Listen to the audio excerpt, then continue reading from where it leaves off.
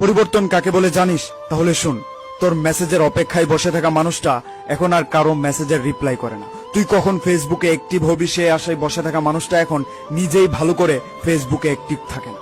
তোর মেসেজের অপেক্ষায় রাতে না ঘুমিয়ে বসে থাকা মানুষটা এখন তুই ঘুমানোর আগেই ঘুমিয়ে পড়ে।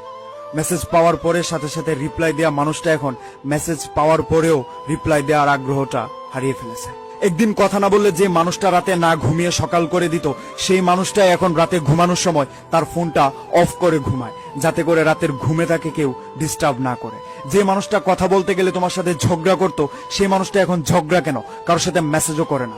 যে মানুষটা পৃথিবীতে সবচেয়ে বেশি তোমাকে মূল্য দিত, সেই মানুষটা এখন তুমি কেন পৃথিবীর কাউকে মূল্যায়ন করে না। দুঃখ সুখ সবার জীবনে থাকে, কেউ প্রকাশ করে কেউ করে না। তবে হ্যাঁ, আমি প্রকাশ করি। তার মানে এইটা নয় তোর প্রতি এটা আমার দুর্বলতা। একটা কথা মনে রাখবে, এটা তোর প্রতি আমার আবেগ কমে যাওয়ার আগাম বার্তা। কোনো একজন জ্ঞানী লোক বলেছিল যে অতীত থেকে কিছু শিখো, তাহলে জীবনে অনেক কিছু করতে পারবে। তবে ওই ভদ্রলোক এইটা বলেনি যে অতীত নিয়ে আঁকড়ে থেকো না।